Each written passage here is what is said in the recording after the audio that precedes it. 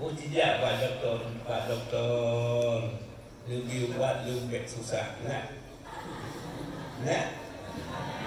Hanya, dia buat ini kelai Allah. Antum susah. Antum payah pakai ngon. Apa sebab katanya pakai ngon dah kursi segala-gala. Bak minta rezeki, bak minta belanja. Kelai Allah. Hanya susah ke rezeki, hanya susahnya, hanya pakai dengan syarat. Jika ni katakan tak minta pangkat, minta sudi, lagi hasil bangkit, berkap ini. Dan kelai orang nak hukam. Gerd hati, bangga hati, nak hukam. Tapi wajib bak minta rezeki kita tu lagi hasil bangkit, berkap mungkin bertegum-tegum. Padahal anak dia hasilnya kat saya dia abang ni. Sebab buat dia dalam sunuh-sunuh ya, hal itu yang maknanya tu pula mulai. Padahal ni kalau ngon tak bukan dulu tak semui dah musuh yang kelai Allah mengada penyakit dengki, ria, takabur, kakalanonnya ngon gerd hati, hana buat hati kita kelai Allah. Lek dunia politik yang lagi saya mengubah bahawa okey ngon tapi musuh. Ngon tapi musuh.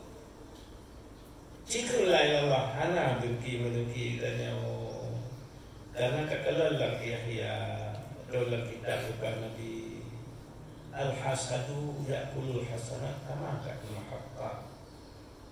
Dengkinya jika amal itu lagi apa pada kaya tu. Dengkinya jika amal itu lagi apa hana tak kaya tu.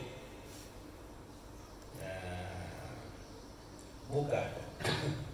Yuk katakanlah ada yang adab Abu Yazid Bustami beradab, hormat, mudro, pindah bekor, dengki. Ngedak kelewat, timbul, gaduh, yang iri, gaduh, dengki. Kok kaya karena susah kita tu.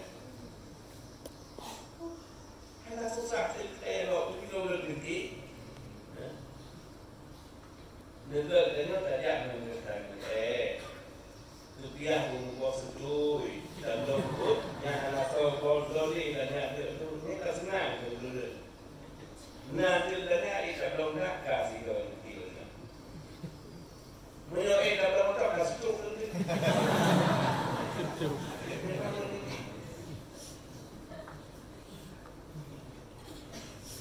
Menyo kena ada kelainan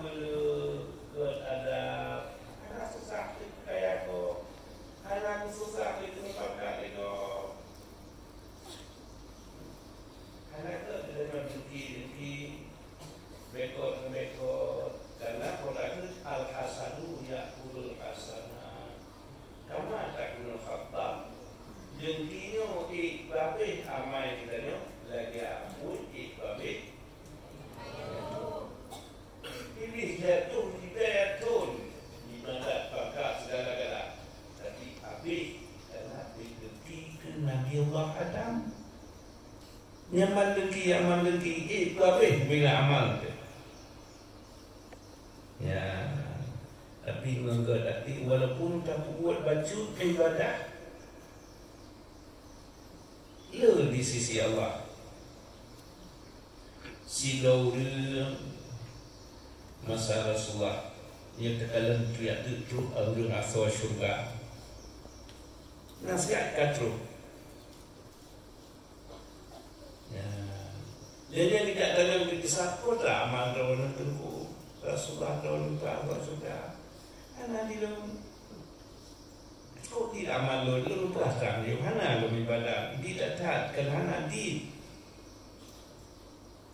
pakai ciban cuma yang hana balon yang katanya hana dengki, hana bekon, hana ria, hana sepua. Amal cukup di asal juga kepada Allah. Hana lah masih babangkinya. Macam cara itu upon juga saya babangki.